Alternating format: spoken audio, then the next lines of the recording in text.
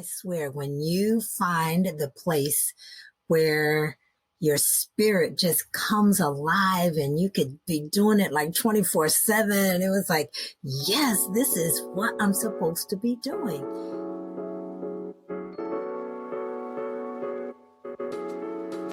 Welcome to Reinvention Rebels.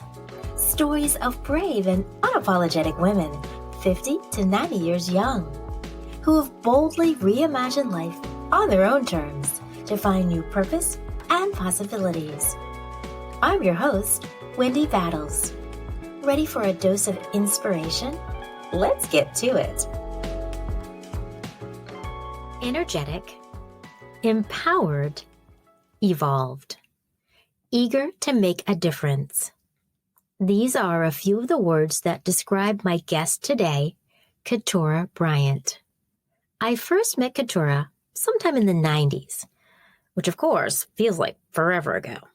Katurah is one of those super smart women who has a long list of initials after her name.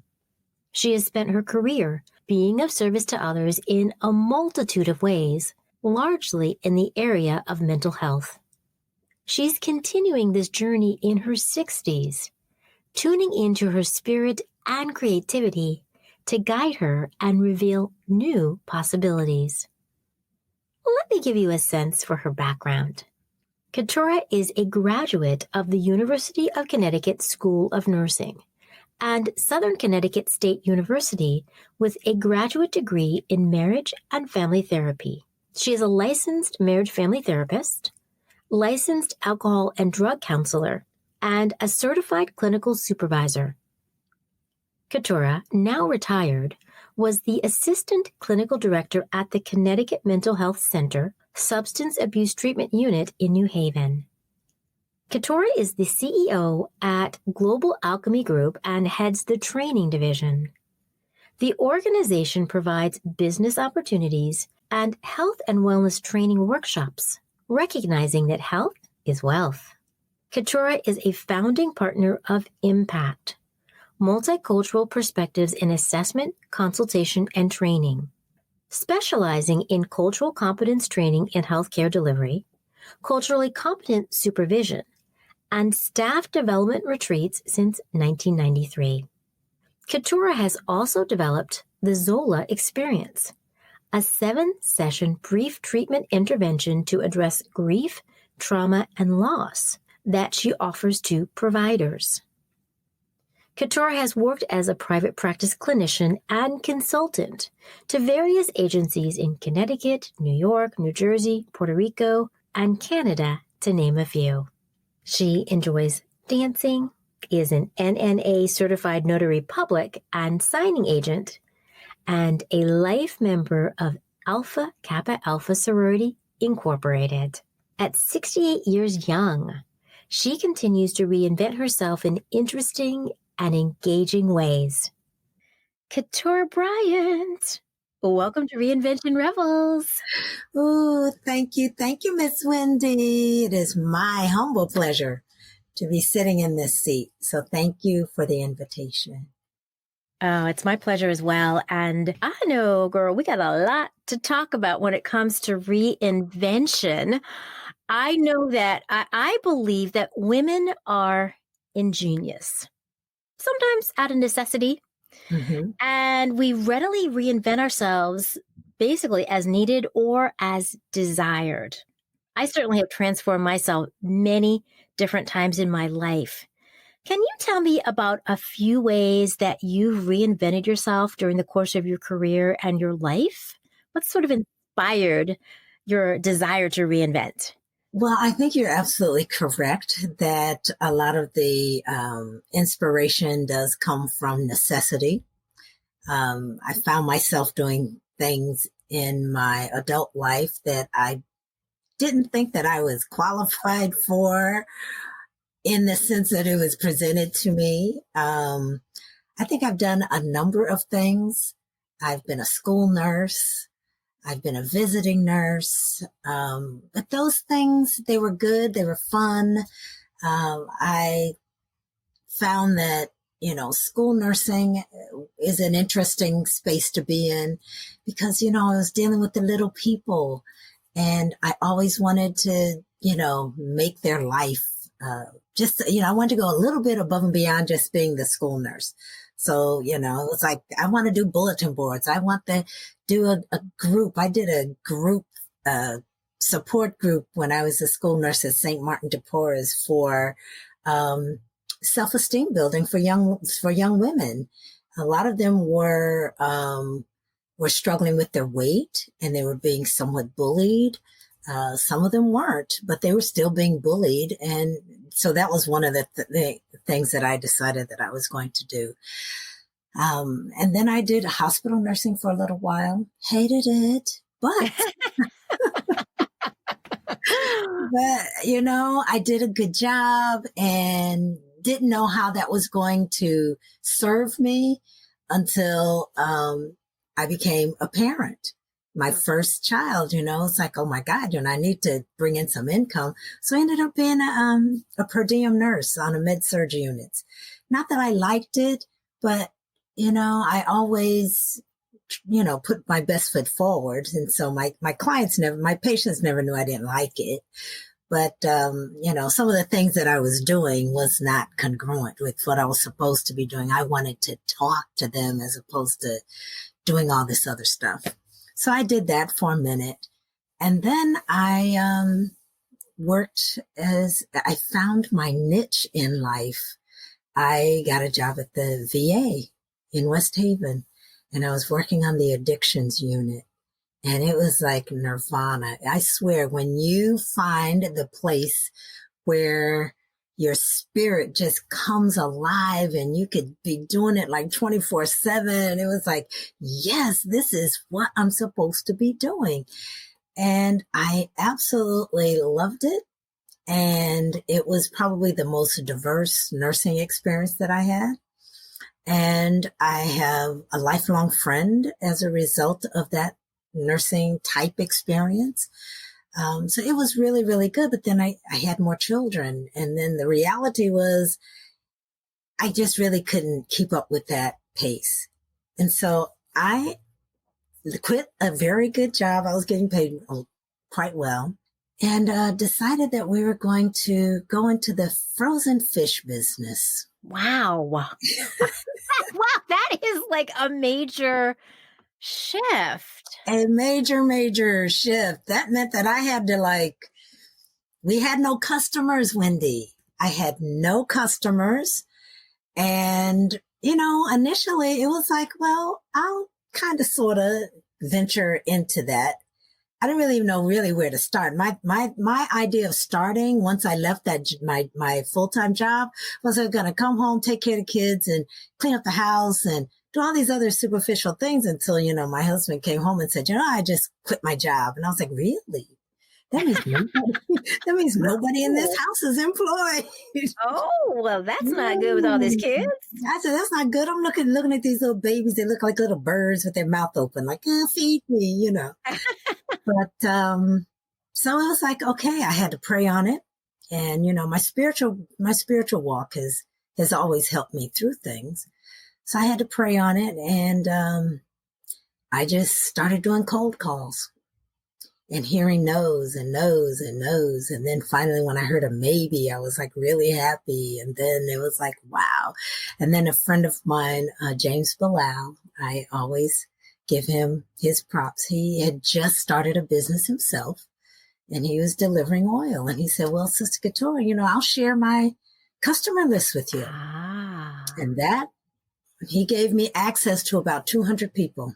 I ended up doing that and then doing some per diem in adolescent psych at the same time. I mean, it was just an insane time, but the business grew. And when I decided as my children got older, we did this for about 5 years. And as my children got older, I thought I really need to get back into my career of healthcare delivery. And I had over 1,200 clients that we were servicing.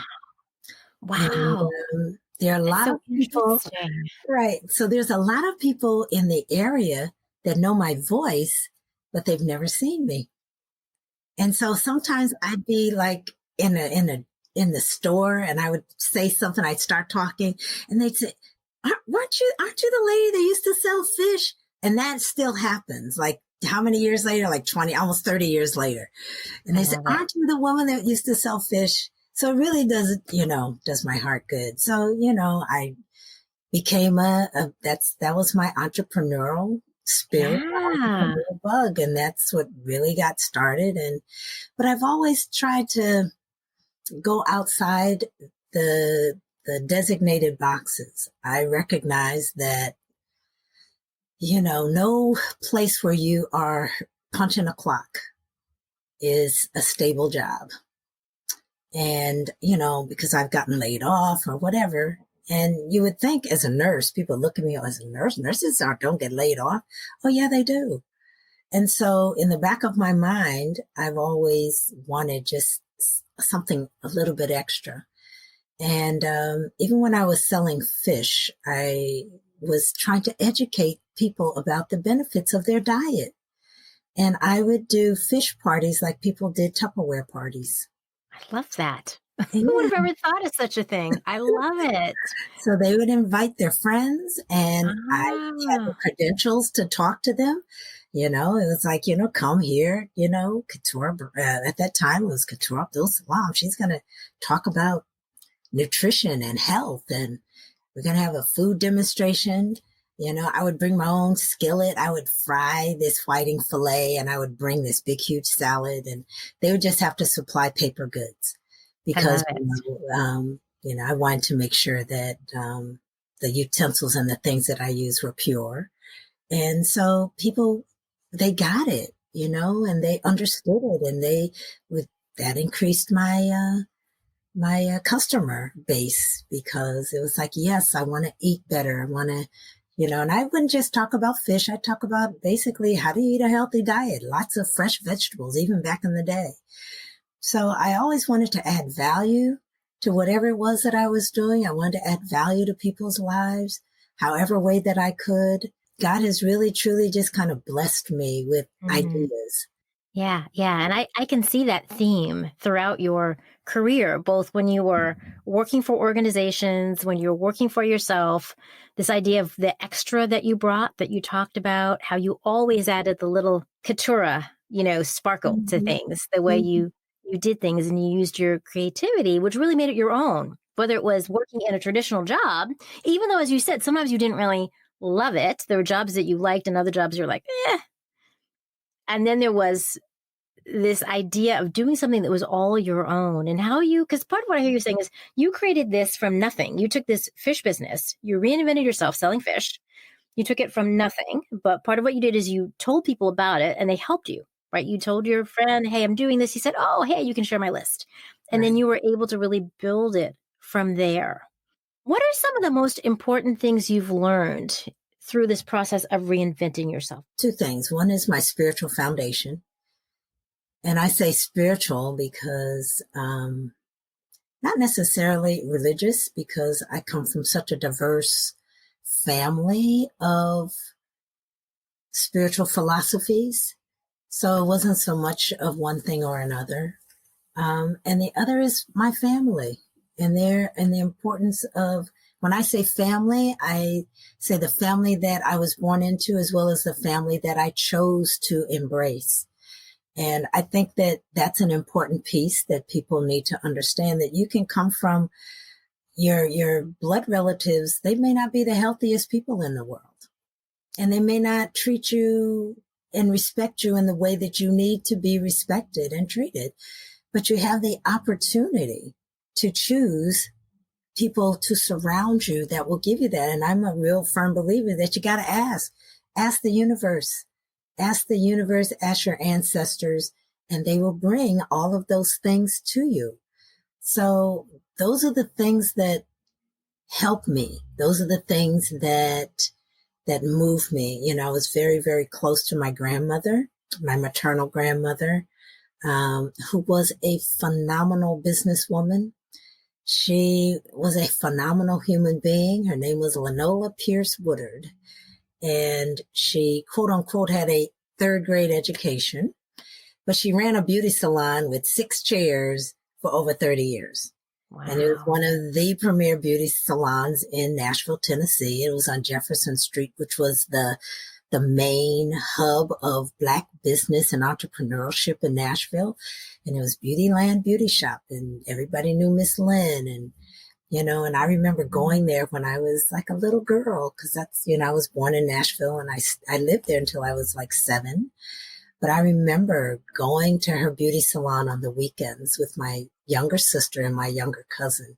And I think she was just taking us to give my great grandmother a break from all the childcare that she was doing during the week, because it was just the hub of every day. All the cousins would convene, and then we'd disperse and go to school. But then everybody would come back, and Sunday, that was the place where everybody was. But yes, Lenola Woodard was like, she did everything. But she was just a gentle spirit, but you knew not to mess with her. She was So she's really a role model for you. Yeah. She was real clear about boundaries, and she was real clear about, what you were supposed to be doing. And so, but she not only was she was a award-winning master beautician and stylist. She was a tailor. She was a seamstress. She made her own patterns. She did a little of everything. I mean, and then she could cook. Oh my God. I'm still trying to figure out some of her recipes, but but she was like that person, but she was just loving on top of all of that. So she was just my heart. And so I tried to pattern, I guess, in my life, like after her, like doing multiple things, being multi-talented and doing those things. Yeah. I can see that. And I can see what a legacy she was, a role model, a legacy for you to emulate in your own way. Mm-hmm. Absolutely. But something to aspire to. And I think that's great, because I don't think not everyone has that kind of role model in their family or someone that they have like such a deep, I know we can of course look around the world and see people that we might admire, but there's something to be said though about someone that that's from your family that helped raise you, where it's a different level of understanding and being able to see them, all the different nuances of this person that you just talked about that was very complex. And I think it also goes to show that, I think sometimes we put a lot of emphasis on someone's education, but we can all achieve things in many different ways. And there isn't one set way that it has to be. I know sometimes people think that, well, I have to do X, Y, and Z, but according to whom? Exactly. And people express their genius in so many different ways, especially people from communities of color, because we oftentimes didn't have access. But that didn't mean that we were not brilliant and talented. I mean, to think of being able to create a pattern and then make a dress. Oh, yeah. She also made hats, and she had her signature thing was she would make you a hat, and then she would be able to cover your shoes with some of the material from your hat, and she'd cover your shoes. She developed some little thing that she did so your hat matched her shoes. I mean, really, that's amazing. Exactly. And she would just, that was her. And so I think that as a community, that's one of the things I think that we lost, that we chose not to embrace. We got caught up in you need to have alphabet soup behind your name in order for you to even, quote unquote, be perceived as being intelligent, which is really a sad state of affairs, because, when you look back, like some of the things that I've done had nothing to do with a nursing degree or a marriage and family therapy degree. Had nothing to do with that. It was just a good idea. Yes. So let's just do it. Right? Yeah, absolutely. And I think it goes back to that idea you talked about, that you really tune into your spirit and what moves you. And then you listen to that and act on that. And certainly many of my other guests have said something similar. I believe the same thing as well. So I'm kind of curious about how that manifests for you, because I talk a lot in Reinvention Rebels about what I call my 3 R's: reflect, reimagine, and restart. And it all starts with this idea of self-reflection, That's been so key to me, just getting quiet, tuning in, listening to, I feel like the universe speaking through me. Mm-hmm. What does that look like for you? I know you said you're a very spiritual person, but can you tell us more about how do you hear this wisdom? How does that bubble up for you? I journal. I've been journaling for as long as I can remember. I remember asking my mother for a diary back when I was like in middle school. Can I have a diary? One with the keys so I could put I all love my that. thoughts and feelings in there, right? And so I've been journaling probably since I was like in middle school. And I think I've always found that was like one avenue, but I always found that to be writing my thoughts and feelings out to be a place of safety for me. One, because, we moved from my grandmother's protective wing. And because my parents at the time, my dad was going to school, and my mother was, she had married my dad, my adopted dad. I would call him my second dad. When I was like 2 years old. And so I stayed with my grandmother as opposed to go to New York and be with them, right? So when I'm 7, these people come back and they say hi, although they say they came back annually. But when you're that young, who remembers, right? Right, right. So I'm 7. And they're like, get in the car. You're going to go for a ride. Nobody prepares you for the reality that you're not coming back. Just like heartbreaking. Hello, that's like everything. Exactly. And so I was like, okay. And I have always been the emotional barometer for my family. And, everybody expresses their whatever, but I was the one that was just outwardly expressive of the fact that there's something wrong here, And so when I was separated from my grandmother, it was like, we got in the car, we started driving. So after we got to about Denver, I was like, from Nashville, I was like, okay, I'm ready to go back home. It's like, well, you're not going back to Nashville. I was like, excuse me. And Right. I commenced to cry probably to at least past St. Louis until, Pop was I like, bet. okay, enough of that crying. You're done. I don't want to hear anything more, blah, blah, blah. And by the time we got to Seattle, which was where we were relocating to, I had eczema everywhere. It was just my emotional, that was how I could express my emotions, was through that.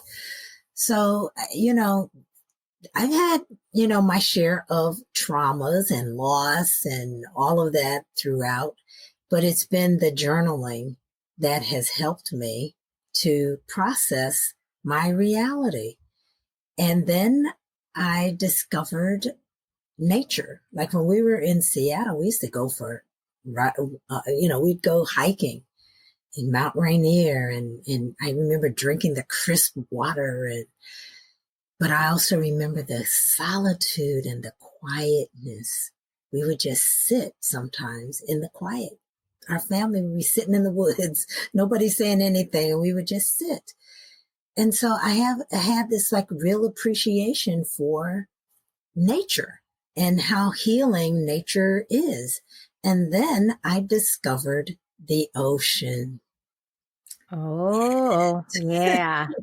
When we moved to the East Coast, it was like, now this is my happy place.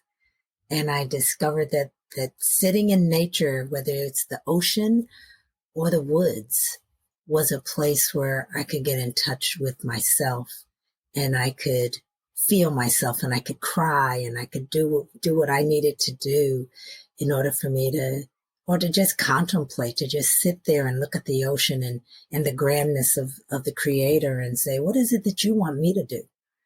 Look how grand this is. Like, what? I'm like a grain of sand in your reality. Like, what is it that little grain of sand me can do to make an impact on all of this?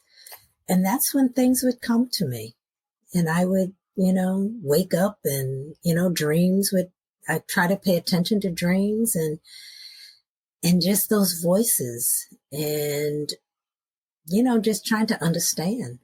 And so for me, that journey has been, and then I would be around these very spiritual people. And probably one of the most spiritual individuals that crossed my path was when I was blessed to go to graduate school.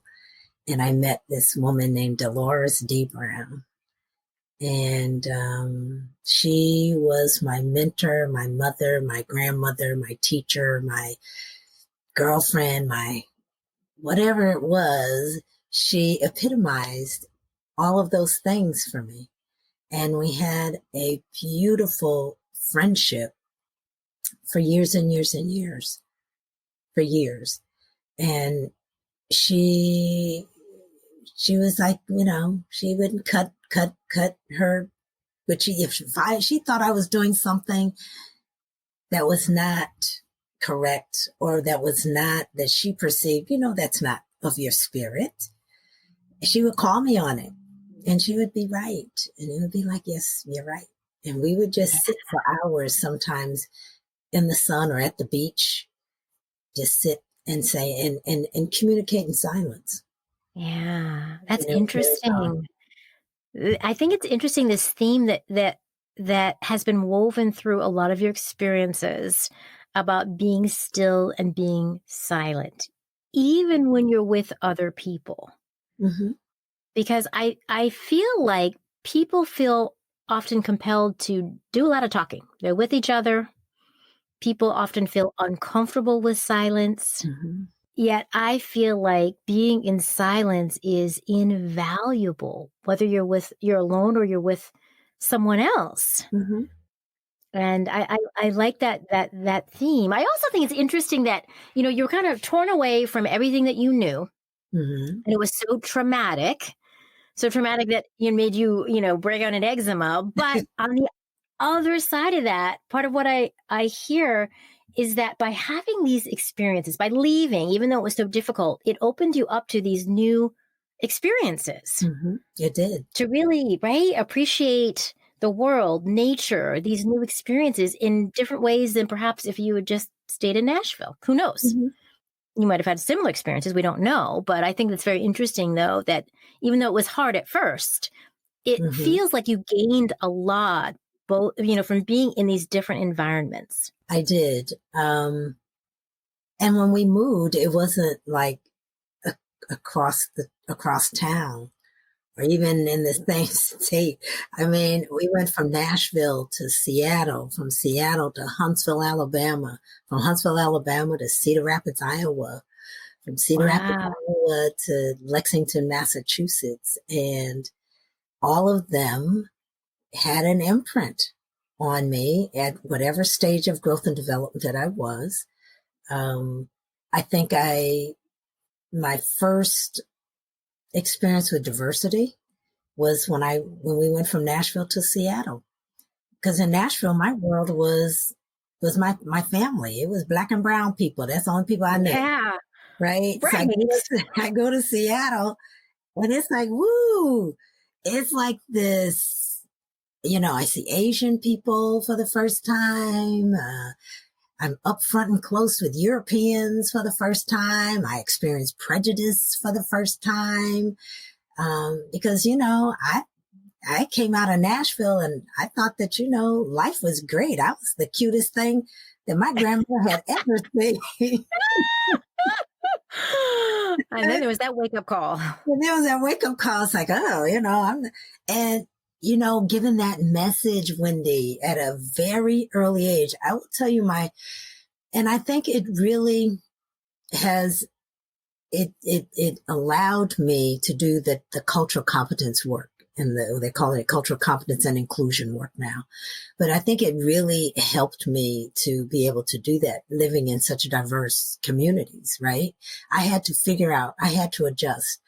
But I also had to figure out how I was not going to lose me, that I wasn't going to assimilate to the point that I lost my sense of self and my sense of identity.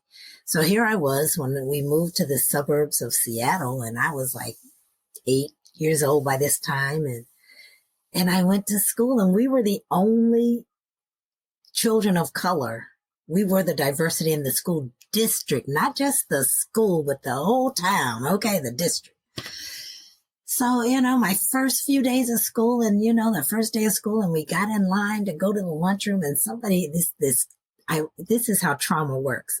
I am 68 years old, and 60 years ago, this happened to me, and I can still experience it. Okay. So this young girl says to me, oh, I don't want to stand next to the N word. I was like, oh, I know she's not talking to me. And I commenced to my rage of leaving my grandmother. I commenced to beat this poor child up. It was like, I just let her have it. And of course, they called my mother, and my mother came, and she was being the suburban wife, and she was like, oh yes, okay. She took me out to that car, and I sometimes it's like, is my ear still there? Sometimes I have to touch my ear because she had run my ear so bad. And she was like, don't you ever do that again. Sticks and stones may break your bones, but names will never hurt you. Yeah, that hurt me. That hurt me. And she was like, don't you ever do that again. Don't you know that they are expecting you to behave like that? You are carrying the race. And I'm sitting there saying, in hindsight, I'm like, I'm 8 years old. How am I carrying the race? Really? Right. Yeah. That's a lot to put on an 8-year-old. Right. And she says, oh no, you can't do that ever again. And if you do, I will beat you till you can't see straight. And I was like, okay, I get it. And from that time on, I had to figure out, how was I going to survive in hostile environments that weren't kind to me, but not allow that to define me, or allow those experiences that I experienced to prohibit me from doing what I chose to do, what I wanted to do, and what I felt like was my mission to do. And when you look across the spectrum, Huntsville, Alabama, there were still signs up when I was in Huntsville in the early 60s. And, we were in a integrated Catholic school, because that was the only school that was integrated, because they were influxing all of these people into Redstone Arsenal. And my dad was one of those engineers that was there. But it was like, from Seattle to coming there was a different world. Yeah. And so it was like, okay, so now we're restricted. And we only stayed about a little over a year, because Pop was like, oh no, we're not going to live like this. And so we ended up going to Cedar Rapids, Iowa. It was still oppressive, but in a different kind of way. Hey, amazing listeners. Want to have Reinvention Rebels inspiration delivered to your inbox? Head over to reinventionrebels.com and sign up for my news and notes.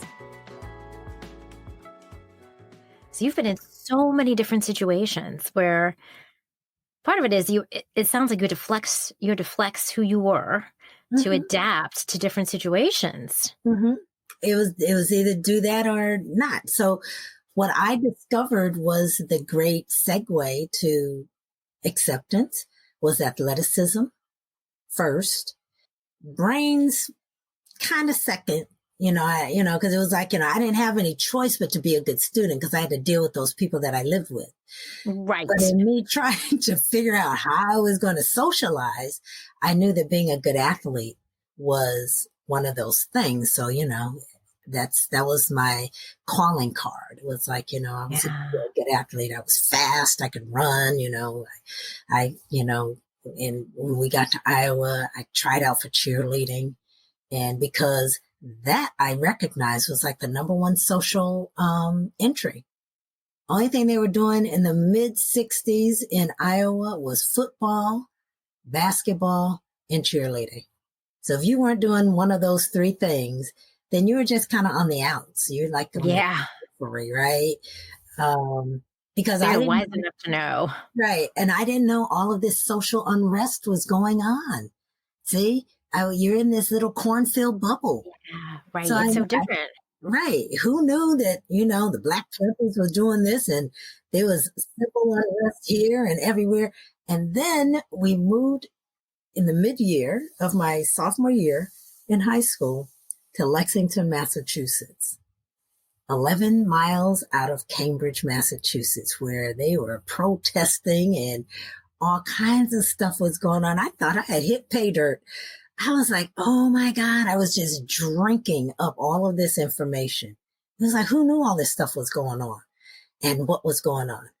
And so then I found myself wandering to Cambridge Square and having signs and doing all these things. But I also knew that I needed to make sure that I was socially acceptable in this environment. So what did I do? I tried out for cheerleading and JV cheerleading in Lexington, Massachusetts. And so that's what I was. I was like the first Black cheerleader in Lexington, Massachusetts. And so, that was my acceptance card. And, still had the academic thing. I had always maintained that academic thing. And, so we pushed the envelope. We pushed the envelope even then. It was like we won a Black Studies class. I was a junior in high school. It was like, let's rock and roll. We wanted a Black Studies class. We did a Black History program. We assimilated a riot. We did all kinds of stuff. Wow. To bring awareness as to basically what we're dealing with today. It was the youth. It's this, as students, it was like, hear us, see us. Yeah, and you made it known. And I think that's really interesting that wherever you went, it feels like you had a mini reinvention. You reinvented yourself to fit into whatever that situation was, whether it was in a mostly white situation, whether it was a place that was much more inclusive, where you could kind of find yourself and be yourself. Yeah. But this ability to kind of flex your style to make it work for you, I think it's something to me that really builds resiliency. It does. And it helps you to find your voice, because if you don't, then you'll become even more invisible than what society has you already. One thing I'm very interested in is your latest reinvention. At 68 years young, you, as you have continued to do throughout your life, reinvented yourself many times in many different ways, but you are doing something that's very interesting to me called the Zola experience. Yes. Can you talk about how you are being of service to other people through this? The history of the Zola experience, this was like, it's like 10 years ago now that the idea of like, how do people recover from grief and loss? And, I don't know what was going on in my world, but I'm, working in the field of addiction and recovery, we always talk about recovery from loss. And there's been some tools that have come out, that have talked about how to help people move through that spectrum. But we aren't really given a lot of tools to do that. And so my thought was, at first it was just really focused on grief and loss from, people transitioning. And I had approached, I had this burning desire to talk to, Mr. Howard Cahill, and God put me on the steps with him after a funeral. And I had said to Mr. Hill, I was like, what does this industry do with individuals and families? Because I'm a family therapist. It's like, what happens to them after all of this? And he was like, well, not really. Do you have an idea? And I said, absolutely, I do. He said, well, I said, when can I talk to you about my idea? And he was like, well, come see me. He gave me a date and time. And I said, okay. And so I did my research and I presented to him that, historically, this is what happens. Nothing, basically. Sometimes they'll refer you to a church or sometimes to a private therapist, but basically nothing. And so I presented him with this model of a group intervention. And I had, at that time, I had 6 sessions that I had come up with. And I presented them, and I presented the model of, therapists and training people and this, that, and the other thing. And so we ran with that for about 4 years. And and I kept data, and it worked. And then life got in the way for everybody. And so it lay dormant for about 4 years until May of this year. And Spirit woke me up and said, and I know people are saying, yeah, right, it said, but truly it did. Spirit woke me up and said, it's time to do Zola again, but you're going to do it differently this time. And I was an obedient servant.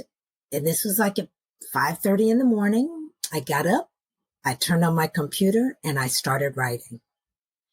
And this is the result. A book.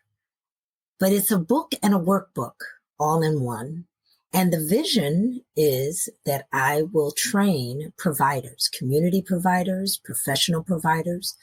The book, the 7 sessions are written, and they are real concretely written, so that you do not have to be a trained, master's prepared therapist in order to do it.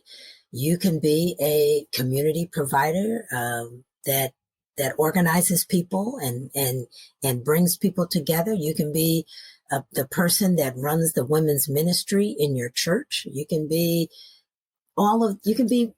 just a person that is interested in learning how to help people through these modules. And so when I as I started and I finished this manuscript and I started praying again, I was like, okay, God, I don't know what else to do with this, right? So this friend of mine, she is like, oh, I have this young woman that, she can help pull it together, clean it up a little bit. And certainly, yeah. So I was like, okay. So she turned me on to this woman named Samia Hussein. And I was like, okay, so Samia, she cleaned it up a little bit. And so then it was like, okay, am I ready I don't know how to publish a book. Like, where do I get that from? So I go back in my prayer space and I was like, I need guidance. Just, I call on the ancestors, the angels, and my guides. Can you just bring that to me? And so this, 2 mutual friends, I had done a program for somebody, and they were like, this woman can help you publish this book. And so I was introduced to this young fireball of a woman. Her name is Katurah Reddick, and she owns PMOsh Publishing, and she does phenomenal things with children and adults. And she was like, are you, what do you have? And I told her what I had. And she says, are you serious about doing it? And I was, yes. I said, I have a mission. My mission is to train as globally, Zola facilitators to heal communities, to add value to communities. And it's written that so that you are not only healing from people that have transitioned, you can heal from loss of body image. You can heal from loss of secure housing. You can go through the Zola experience to heal and recover from loss of your job. And during that 4 years hiatus, I was able to use what was the model in individual therapy. I was in individual private practice at the time, and people were like, I lost my husband, my boyfriend, he's dead, my job. And I was like, okay, are you willing to do this with me? Let's walk through this. And it works. That's great. Works. And so my mission at 68 years old, people are like, you're writing a book, you're Why retired. not? What I'm saying? And I'm like, I don't know. Who knows what else I have inside of me? But this is a beautiful thing. I love that. So now I'm on a mission to train as many people globally as I can. That is fabulous. Eventually to just have an army of people, train the trainers group, support groups for trainers, facilitators. Because, COVID, this, it's interesting because, I looked up the word crisis, and the original definition of crisis was testing time. So I have chosen to say that we're not in a crisis, we're in a testing time. And a testing time on a number of levels. We're in a testing time spiritually. because when you think about it, I can't go to a brick and mortar church. We can't do that. So if you were wedded to the brick and mortar, you had to redefine your relationship with your spiritual relationship, right? Right, Okay. absolutely. It's Right. completely different now. Exactly. Yeah, And yeah. so we're in a testing time of staying connected. How do you stay connected? And before we would say, well, if I haven't seen so and so, then yeah, that's my cousin, but hey, people were divorcing people for less. You know what I'm saying? And now what do? We're on Zooms. We're connecting in any human way that we possibly can. Absolutely. And Sometimes we're more powerfully than before, in fact. exactly. And Right? we're in a Yeah. testing time of our mentality, of our psychological testing time. There are people that are living alone. And, because you're not inviting people into their living space, they've had to connect in different kinds of ways.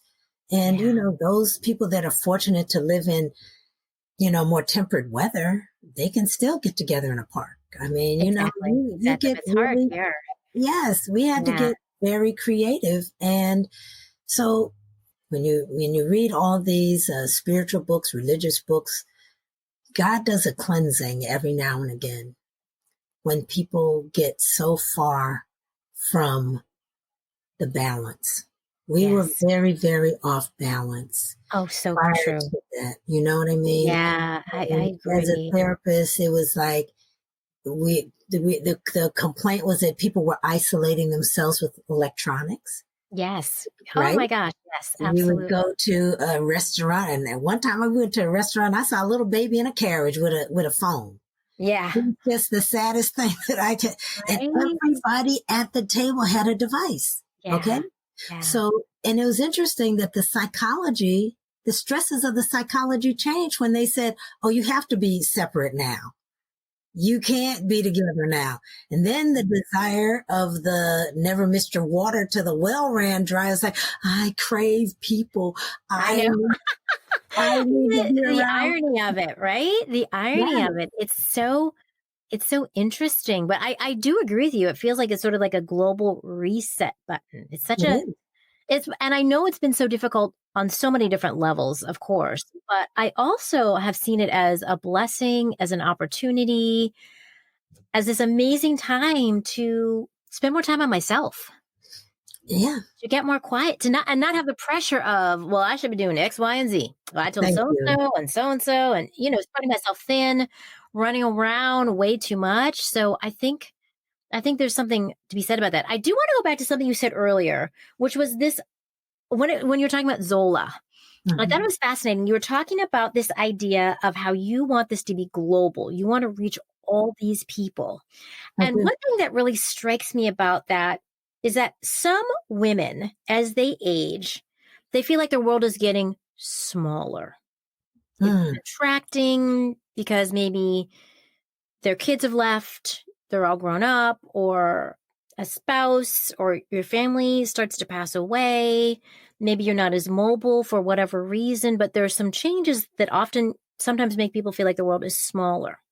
And what's Mhm. interesting about what you said is it feels like your world is just increasing, that you have these big, juicy dreams of wanting Mhm. to tell as many people about this, to be able to impact as many people as possible. Mhm. What advice do you have for a woman who's kind of unsure? She maybe wants to dip her toe into this idea of, oh, what if I reinvented myself? What advice do you have for Mhm. someone who's just getting started? They aren't where you are, where you're like, oh, I'm going to do it all and I'm going to tell the world and I'm going to be of service. But they're like, where can I start? Well, I would say to them, if they were in my space, you're retired, your children are grown, they're doing their thing. I say, treat it like you were going to get into a swimming pool. The worst thing you can do is just dip your one toe in. Just dive in and do it. The worst thing that can happen is that you don't like it. So you just come out of that water and then you find something else to do.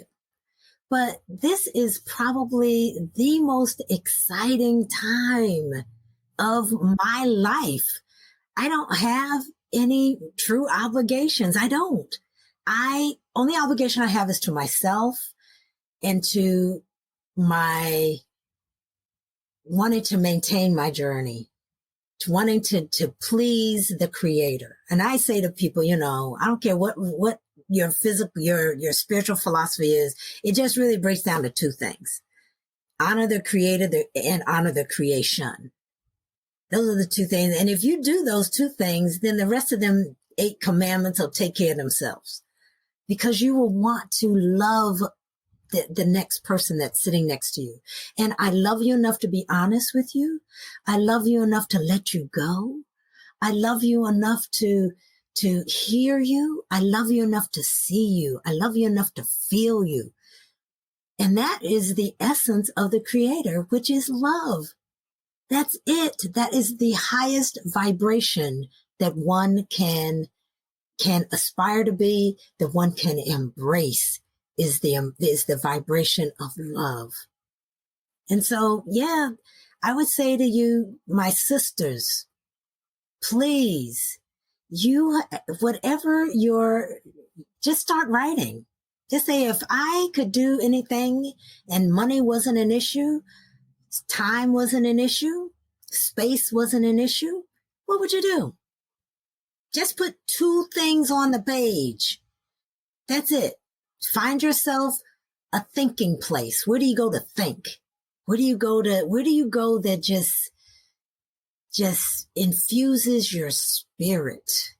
Whether it's some people they have a favorite park. I got a favorite spot in the West Haven beach that I love to go to. It's a little bit secluded, but it's, but that's where I like to go. And I like to write there. I like to sit there. I like to cry there. I like to do all those things. Find that place.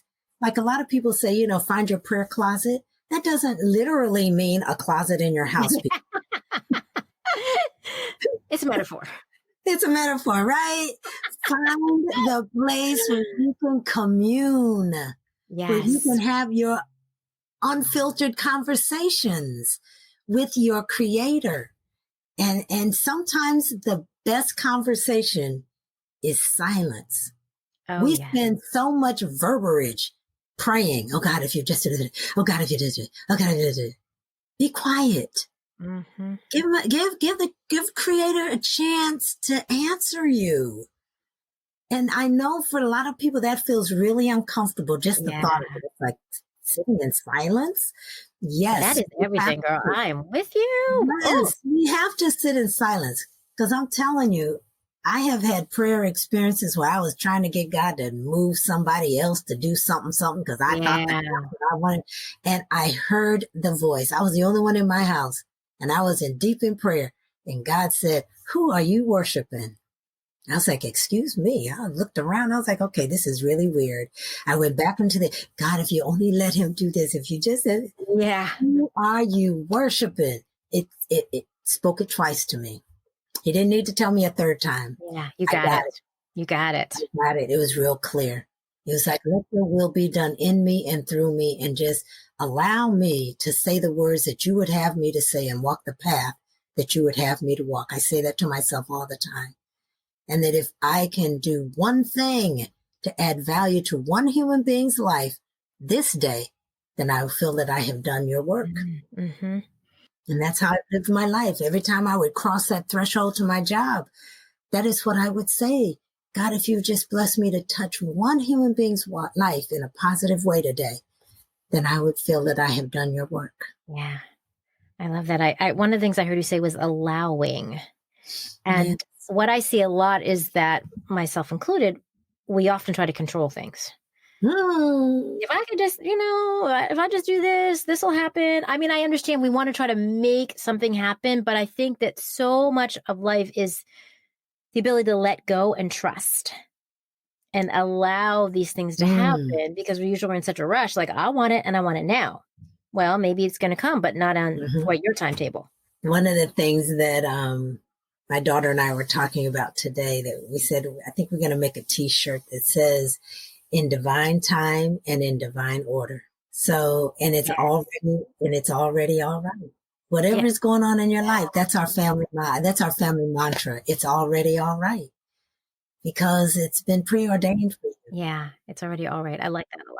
So you don't have to worry so much. We don't have to worry so much or be so consumed by, as I know and I think it's just human nature that we worry and we want things to work out. I mean, who doesn't? We all want things to work out in the way we want them to work out. But this idea that we could just trust and, have that sense of knowing, I know, we have to kind of practice that. It doesn't just come naturally for some of us. I know that you mentioned in your bio, I mentioned in your bio is that you lead retreats for women. That's one of the things I've seen you talk about on Facebook. I know you're really passionate about this, but I know that women, and I know you know this so well, women, we are notorious for taking care of everybody else but ourselves. Mm-hmm. And Yes. it's just, I think that's part of the way we've been socialized. That's just the caretaker in us, whether we've got children or not. It could be manifest in many ways. What's one thing our listeners can do to practice abundant self-care? What's one suggestion you have? Not everyone can go to a retreat, has the money or the time or whatever. And now we're, at home, obviously a lot. So what's one suggestion for that? Well, I would just suggest that you schedule it in, that you block off time from this time to this time. Don't knock on my door. Don't come in the bathroom if that's where you want to be, to have your candles lit and you in your bathtub or whatever it is, or you want to take a half-hour shower or whatever. But you got to schedule these things in until they become what you do. And so you have to schedule them because those individuals around you, they got to be retrained to respect that boundary. And because they've not had it before.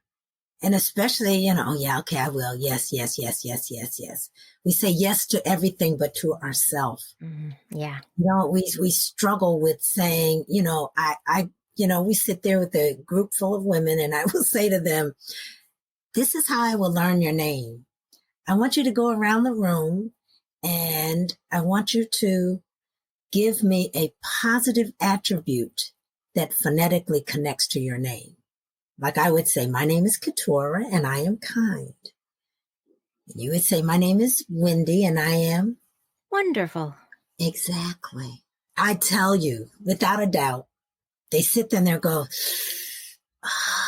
well, can you come back to me? I've been in groups like that. Yes. And that in and of itself is reflective of the fact that how much time have you spent on you and your strengths and the things that you bring to the table and how wonderful you are, how beautiful you are. And I did a post a few weeks ago. It's called, to stand in the mirror in your birthday suit, preferably. And so that you can see a full body of yourself and talk to yourself and say, do you know how blessed you are? This is how blessed you are, Katurah. Talk to yourself. Mirror work is very important. And Louise Hay is one of those people that I study. And she does this whole thing with mirror work. I've been doing it for a long time. I used to give people like a 3-inch diameter mirror. I used to keep a bunch of them in my drawer at work. And I would tell them, look at the mirror and tell yourself, give yourself one positive thing about yourself. I don't care if you say, I got long eyelashes. I don't care what it is, but just say one positive thing about yourself. And then we would try to, the goal was for them to be able to stand in front of a full-length mirror and talk to themselves about how fabulous they are. Which is no easy task. It is not an easy task. And it's a process. It's not an event.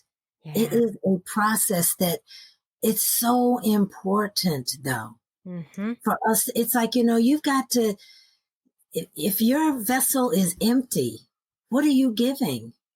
And that's why we are number one in heart disease. We're number one in autoimmune disease. We're number one in all these things, except for relaxing and self-care. Right. We're not number one in self-care. We don't, spa. Like, what's a spa day? You know what I'm saying? There's so many, it's trendy that you have a spa day, but we need to have spa days. We need to have sit in the woods day. We need to have all of those things that refresh us, that replenish us, that is healthy for us, as opposed to sitting there with a pint of ice cream. And then what do you do? Yeah, plant in front of the TV. Exactly. And not even feeding yourself with good stuff on the TV. Yeah, exactly. And not to say that we shouldn't sometimes treat ourselves, but when that's just sort of the norm and not that's your go-to. Right? Yeah. Exactly. You have shared so much wisdom, and I think our listeners are going to be really excited to soak up this idea of how I can feel more empowered, how I can take better care of myself, how I can take some steps to move along this path of reinventing myself, no matter how old I am. Here you are, 68, doing all these amazing things with this idea that there really aren't any limits. I know people are going to be excited to be able to find you somewhere and maybe contact you to hear more about what you do. Katurah, how can our listeners find you? What's the easiest way to find you online or in the social media world? Well, the easiest way is to go to my website, www.thezolaexperience.com. Subscribe, and there's a space in there to leave me a message. I promise you that I will respond, and whatever your inquiry is, and just have fun on the website, because you'll learn about the trainings that we have coming up to be a facilitator. And don't be afraid to do it, because I've trained people that are everyday people as well as people that are credentialed people, and trust and believe the experience is the same. And you will be able to do it. And I'm not going to allow you to falter. I will be a resource for you. And because this is my mission. This is what my divine mission. And sometimes I struggled with saying that this was my divine mission, because people looked at me like, divine mission. Yes. And I had to embrace it, because that is what God has given me with the Zola experience. Yeah. And I think that we should feel more comfortable and confident stepping into whatever that mission is and embracing it. Yeah. Right. As you're doing, and just shouting it out like, hey, I came here to this earth to do something, to be of service to others, because I feel the same way about Reinvention Rebels. Like, that is my mission. Yes. Right? To elevate, to illuminate, right? Oh my God. This is like the most beautiful thing, because sometimes, when you reach a certain age, that people forget about the talents and skills and the wisdom and that our generation carries. And I truly thank you. And I have thoroughly enjoyed listening to the podcast and learning, and they've made me cry, and they've made me laugh, and and I've known some of the folks intimately, and it's like, oh wow. And I learned something about them during the podcast that I didn't know about them, which is a beautiful thing. I just think this is beautiful. It is beautiful. Thank you. And I am so grateful that you were my guest today. It was an awesome conversation. I can't wait for everyone to hear this whole conversation and share it with the world, everything we've talked about today. Hey, amazing listener. Did you love today's episode? Did you find inspiration you can apply to your own life? I'd love for you to take a moment to rate and review the Reinvention Rebels podcast on your favorite platform. That would be awesome, and I would be so appreciative. Let's help spread the word to more people and get them inspired.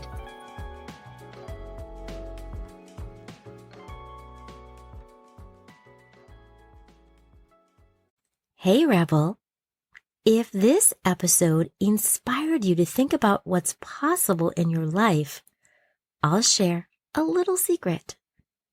Any of us can reinvent ourselves No matter where we are in our lives, any age, any stage, we just have to decide to get started. Here's a super simple way for you to get going with your reinvention dreams. Download my audio, 5 questions to spark your curiosity and inspire your reinvention journey.